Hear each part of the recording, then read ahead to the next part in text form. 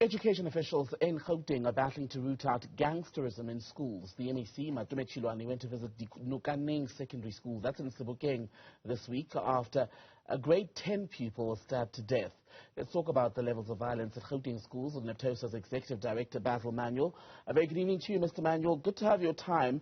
What is driving all of this violence at Gauteng schools, especially gangsterism-related violence? Good evening and thanks for having me.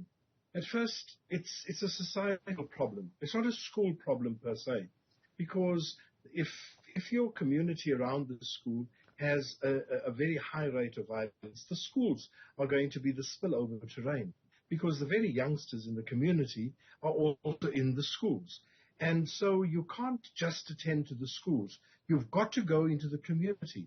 So the folk that are only focusing on the schools are making a big mistake, because we've got to get more people involved, the people in the community, to address the community ills. That is the only issue that will bring peace to our schools. So schools are a microcosm of a violent country, we know that. But when we talk about more community involvement, what exactly do we mean? What should they be doing? Because parents will tell you that, yes, they live in violent communities. Some work long days, so they're not able to monitor the behavior of their children as they would love to because of various other factors. In some communities, these children come from homes that are basically broken, where there's no guardian to enforce some level of supervision. So what would we mean by bringing in the community and parents to do more? First of all, let's focus on those kids that come from those homes where they are left to their own devices for most of the day. That is the pattern with 90% of South African children, because our parents all work, or try to work at any rate. However, in any community, there are the churches, the temples, the mosques, there are the community organizations, there are the police who must be part of it, and there are also the other schools, whether primary or high school. So we've got to get everybody involved. You're not going to stop gangsterism by simply trying to work on the one side. It is a huge problem, because we have these disengaged youth that are now roaming the streets and, of course, finding easy ways to either make money or to terrorize folk around them. And as soon as the youth is disengaged, we are going to have the problem. Now, it's not a one-day solution. The solution is about the community trying to find a solution.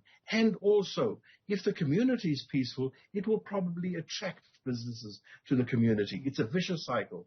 Without businesses coming to the community, those very children remain disengaged, remain without jobs, and they fall into crime.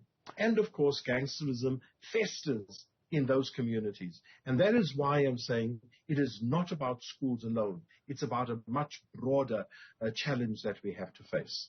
Does an effective strategy exist to achieve a more peaceful schooling environment? I don't think we have it at hand. I think it's a blueprint that we're still trying to develop. If it was as easy as simply saying, let's implement X, we would have done it on the Cape Flats, we would have done it in all these other violent-prone areas.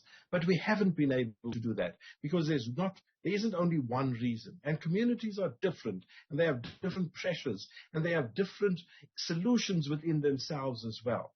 And so, Bekile, I must say to you, it is not about throwing your hands up in despair. It's about trying and trying again until you get something successful. But there's no magic switch. But you're a teachers' union. I wonder how this impacts on the ability of your members to do their work, and how dangerous a profession has become to be a teacher in South Africa. Absolutely. What happens, the first thing that happens, is that the teachers start panicking.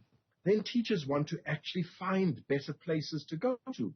Those schools then begin to suffer, because certain subjects just disappear. And it becomes an even bigger problem when the quality of the school starts collapsing. And our teachers cannot be expected to simply remain in a place when they themselves are in danger. So we have a huge problem saying to teachers, please stick around. Be part of the solution. Don't run away yet.